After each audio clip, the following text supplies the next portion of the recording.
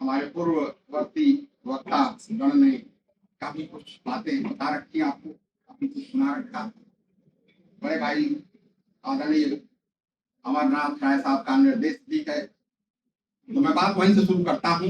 ये बड़ी पवित्र धरती है, बहुत ही क्रांतिकारी धरती है, बहुत ही ऐतिहासिक धरती है आजमगढ़।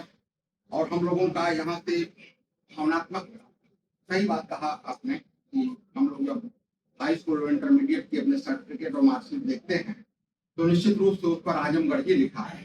तो आजमगढ़ से तो हम लोगों का नाता बहुत ही पुराना है और बहुत ही भावनात्मक है। कभी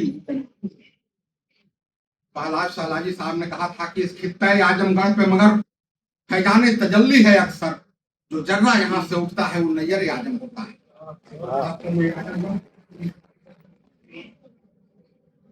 सितारा बन के हम उभरे, चमक दुनिया ने देखी है।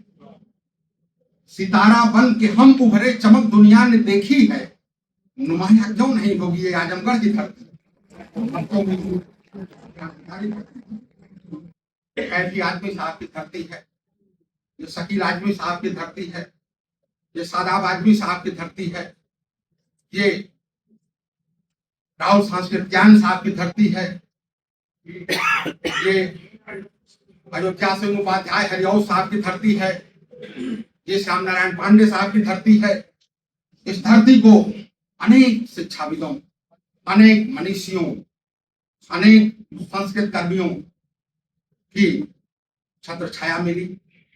ऐसे नहीं कोई इतिहास में अमर हो जाता है, ऐसे ही नहीं कोई इतिहास बनाता है। उसके पीछे बहुत बड़ी तपस्या, बहुत बड़ी सोच, बहुत संस्कार, बहुत विचार, बहुत भाव, बहुत ममत्व, बहुत लगाव होता है, तब जाकर के ऐसा। कभी कभी जैसे कहा जाता है ना, से लोग कहते हैं कि ताजमहल, तो ताजमहल पर हमारे बड़े भाई आदरणीय प्रमोद राय साहब बैठे हुए हैं। इन्होंने कभी हमें कहा था, याद है, कि हर वफा जिंदो जावेद नहीं होती, हर वफा जिंदो जावेद नहीं होती है, दिल का एक नक्श कहीं दिल का कमल बनता है। अब जब शहंशाह भी हो, इश्क भी हो और दौलत भी, तब कहीं जाके कोई ताजमहल। आपकी लगन, आपकी सोच, आपकी महत्ता, आपका यह जो कुछ कर दिखाने का जो जुनून है, जो जज्बा है। कहा गया है ना कि मेरे जुनून का नतीजा जरूर निकलेगा, मेरे जुनून का नतीजा जरूर निकलेगा और इसी स्याह समंदर से नूर निकलेगा। और वो फिसल गया है तो साहिल पे इंतजार न कर, अगर वो डूब गया है तो दूर निकले। वास्तव में आपने, मैं जब लखनऊ में था तो मैं सुना करता था कि मिर्जापुर बीआरसी पर बहुत अच्छी एक वेधशाला बन रही है। जैसे कुछ दिनों पहले मैं बासुपार में था, आजमगढ़ बनकट में, आदरणीय प्राचार्य साहब, हमारे सारे मित्रगण सभी लोग गए थे। वहां पर उस विद्यालय के बारे में हमारे जो सीआरटी के डायरेक्टर हैं गणेश कुमार साहब, उन्होंने हमसे कहा कि राय साहब आपका पड़ोसी जनपद है, आप जाइए और देखिए। और उसके लिए हमें निर्देशित किया था आदरणीय श्री दीपक कुमार साहब ने, जो प्रमुख सचिव थे उस समय, तत्कालीन एपीसी हैं और तमाम विभागों की महत्वपूर्ण जिम्मेदारी देख रहे हैं। तो हम वहां गए और उनको भी बताया। वास्तव में वह विद्यालय, वहाँ के जो आमा साहब, वहाँ के जो उन्होंने अपने वो निधि का काफी कुछ पैसा वहां दे दिया कि एक विद्यालय बनना चाहिए। और सब चीजें तो बनेंगी ही, लेकिन एक विद्यालय जब बनेगा तो बहुत कुछ बदलेगा। तो बदलाव की बयार तो विद्यालय से ही आती है, बदलाव की बयार तो इस शिक्षा के मंदिर से ही आती है, बदलाव की बयार तो आपकी जहन से आती है। और अगर आपकी जहनियत में शिक्षा है, निश्चित रूप से आपकी जो तालीम और तरबियत है आपको आगे ले जाएगी और विकास के नए सोपान बढ़े जाएंगे।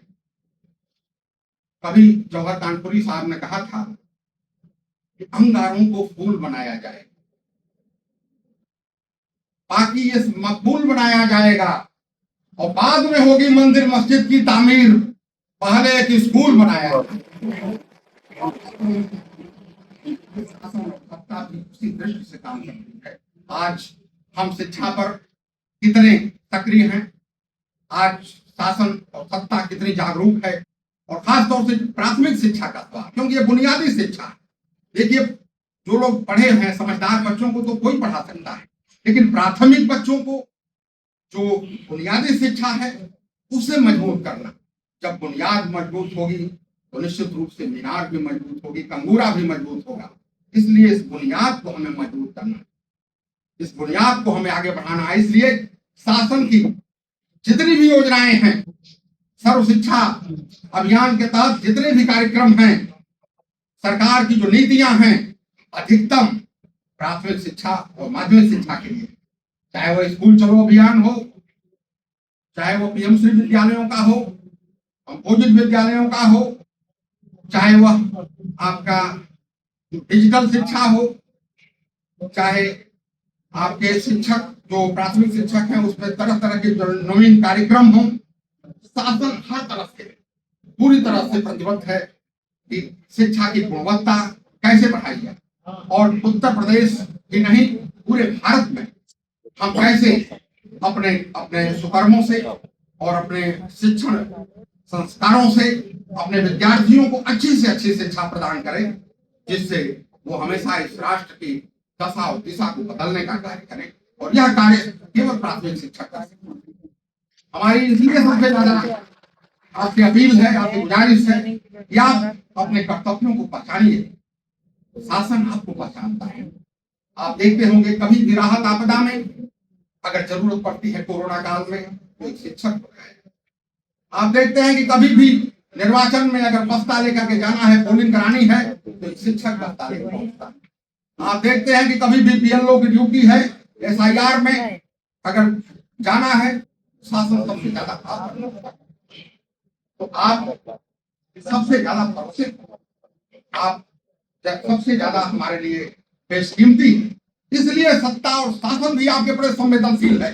अभी 5 सितंबर को माननीय मुख्यमंत्री जी ने 5 लाख रुपए तक के कैशलेस इलाज की जो घोषणा की थी, अभी पिछले दिनों उसको कैबिनेट में पास करके हमारे प्राथमिक शिक्षकों को यहाँ तक कि रसोइयों तक को 5 लाख रुपए तक का वार्षिक जो है निःशुल्क जो है वो प्रदान किया जाए। इलाज की सुविधा, उन्हें किसी तरह की कोई असुविधा न हो। हम आपके प्रति भी जागरूक, आपके लिए भी संवेदनशील हैं। क्यों? क्योंकि कभी मनोहर राणा साहब ने कहा था कि हमें घर भी बनाना है, वतन को भी बचाना है। हमें घर भी बनाना है, वतन को भी बचाना है। मेरे कंधों पे जिम्मेदारियां दोनों तरफ से जिम्मेदारी, और हमें उस जिम्मेदारी का निर्वहन करना है। इसलिए हम आपके इस मेहनत को सलाम करते हैं। यहाँ की वेदशाला देख करके बहुत खुशी। हम लोग जब प्राइमरी में पढ़ा करते थे तो ये कल्पना नहीं करते, हम लोग वही काट पट्टी, वही बोरा, वही जो है वो पटरी, वही कलम की गुलाब, लेकिन वहां से हम आज कहाँ तक पहुंचे, हमें ये भी देखिए। तो हम प्रगति के सोपानों को लगातार तय कर रहे हैं। सरकार पूरी तरह से संवेदनशील है, पूरी तरह से प्रतिबद्ध है, पूरी तरह से तत्पर है कि हम प्राथमिक शिक्षा को उत्तर प्रदेश ही नहीं पूरे राष्ट्र में एक नई दशा और दिशा देकर के अपने इन्हीं शिक्षक बंधुओं के माध्यम से उन ऊंचाइयों को स्पर्श करेंगे जिसकी लोग कल्पना तक नहीं करते। इसलिए मित्रों, आपको अपनी ताकत को पहचानना होगा, आपको अपनी क्षमताओं को देखना होगा कि आप कैसे राष्ट्र में एक नई दशा और दिशा दे सकते। इसीलिए कहा जाता है, मैं सभी शिक्षक लोगों के प्रति आभार प्रकट करता हूँ और आपके लिए 4 पंक्तियां समर्पित करता हूँ कि 22 न तक की है तमन्ना ताज। 22 न तक यह शिक्षक की क्या भूमिका होती है, कैसे ग्राउंड वर्क, कैसे वो जमीनी स्तर पर काम करता है। देखिए, ऑफिस में एसी में बैठ करके तो कोई भी भाषण दे सकता है, लेकिन फील्ड में उतर करके उस कार्य को, शासन की नीतियों को क्रियान्वित करने का जो कार्य है, जो चुनौती है, उसे हमारा प्राथमिक शिक्षक भी स्वीकार करता है और आगे बढ़ाता है। इसलिए मैं आपके लिए 2 पंक्तियां कि 22 न तख्त की है तमन्ना न ताज की, रखते हैं खूब आबरू रस्मो रिवाज और हिम्मत से काम लेते हैं हर एक मकाम पर, वो भी ये लाजवाब है शिक्षक समाज। और समय चूंकि बहुत ज्यादा हो चुका है, हमें जनपद मऊ में भी 1-2 कार्यक्रमों में जाना है, लेकिन आपके प्रति हमारी ये भावना सदैव रही है, सदैव रहेगी। और जहां तक मेरा सवाल है, मैं भी इसी धरती का हूँ, मैं भी आपके ही बीच का हूँ, मैं भी आपका ही भाई हूँ। ठीक है कि संयुक्त सचिव के रूप में हम उत्तर प्रदेश को देखते हैं, लेकिन हमारी पहचान आजमगढ़ के मऊ से है। हम लखनऊ में हैं, लेकिन हम आजमगढ़ मऊ से ही जाने जाते हैं। और आप जब उत्कृष्ट रहेंगे, हमसे लोग कहते हैं कि आप बिजनौर में कोई कार्यक्रम करिए, मुरादाबाद में करिए, सहारनपुर में करिए। तो मैं कहता हूँ भाई ठीक है, सहारनपुर में भी मैं कर सकता हूँ, ऐसा नहीं है। लेकिन अगर मैं आपके बीच में हूँ तो मैं समझता हूँ कि मैं सहारनपुर की अपेक्षा ज्यादा, हालांकि उनके साथ में अन्याय नहीं कर सकता, मैं तो पूरे प्रदेश को देखता हूँ, लेकिन अपने घर की बात, हाँ मैं चाहता भी हूँ, ऐसा नहीं है। लेकिन मुझे आपसे जो ये लगाव है, जो आपका की जो ये मोहब्बत है, जो आपका ये प्यार है, वो बहुत बड़ी चीज है। कहा गया है इसीलिए कि सियासत है अदावत है, परिंदा है शिकारी है। नौका सियासत है अदावत है, परिंदा है शिकारी है, मगर इन सारी चीजों पर मोहब्बत अपनी पाई। हम आपके प्यार के कायल हैं, हम आपके इंसानियत को जिंदा रखने के इस जज्बे के कायल हैं। आपने जो ये इंसानियत जिंदा रखी, और यह इंसानियत हमें शिक्षा सिखाती है। कहा गया है कि गीता का सबक आयते कुरान बने, गीता का सबक आयते कुरान बने। हम इंसान से पैदा है तो इंसान बने। रोशन हो सभी मस्जिदें, रोशन हो शिवाले, फैले हो जमाने में मोहब्बत के उजाले। कोई भी ना हो यहाँ नफरत का पुजारी, जो जिससे मिले उसको गले अपने लगा ले। एक ऐसे नए दौर की पहचान बने हम, इंसान से पैदा है तो इंसान। फिर कौन है किस जाति का क्या इसमें रखा है, फिर कौन है किस जाति का क्या इसमें रखा है। हर आदमी कर्मों से ही अच्छा या बुरा है। हर धर्म का पैगाम मोहब्बत है, मोहब्बत। ये बात सभी सूफी और संतों ने कहा है। फिर मीर का कबीर का पैगाम बने हम, इंसान से पैदा है तो इंसान।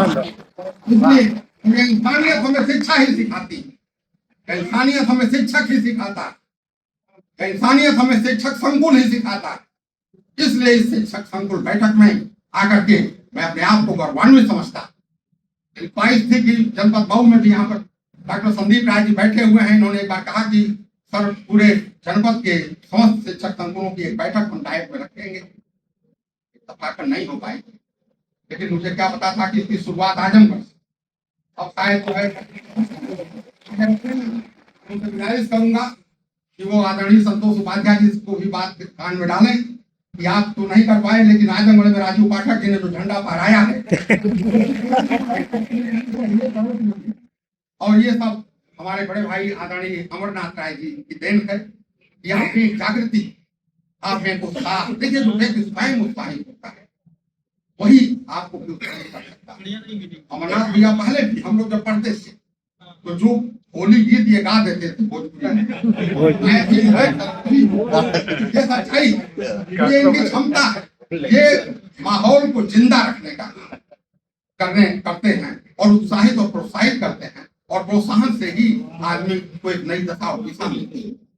तो अंत में चार पंक्तियों के साथ, क्योंकि वक्त ज्यादा हो चुका है, कहीं हम लोगों की इच्छा हो रही है, और चाहता तो मैं था कि काफी समय आपके बीच में और भी कुछ करने को मिलता। आगे भविष्य में मैं जरूर ध्यान रखूंगा, ये कहते हुए कि यही जुनून, यही एक ख्वाब मेरा है, यही जुनून, यही एक ख्वाब मेरा है कि वहां चिराग जला दूं जहां अंधेरा है। तेरी रजा भी तो शामिल है मेरे होने में, तेरी रजा भी तो शामिल है मेरे होने में, मैं खिल उठा हूं तो ये भी कमाल तेरा। आपके प्यार को सलाम करते हुए वसीम बरेलवी साहब के पंक्तियों के साथ विदा लूंगा कि लहू न हो तो कलम तर्जुमा नहीं होता। आपकी ये मेहनत, आपके यहाँ जितने भी लोग हैं, बहुत ही आप में प्रखर प्रतिभा है और आपने उसे साबित भी किया है। मैं आपके इस क्षमता को, आपकी इस भावना को प्रदान करते हुए वसीम बरेलवी साहब की पंक्तियों के साथ विदा लेता हूँ कि लहू न हो तो कलम तर्जुमा नहीं होता, हमारे दौर में आंसू जुबा नहीं होता, और जहां रहेगा वही रोशनी लुटाएगा, किसी चिराग का कोई मकान नहीं होता। वसीम सदियों की नजरों से देखिए मुझको, वसीम सदियों की नजरों से देखिए मुझको, वो लफ्ज हूं जो कभी दास्तां नहीं होता।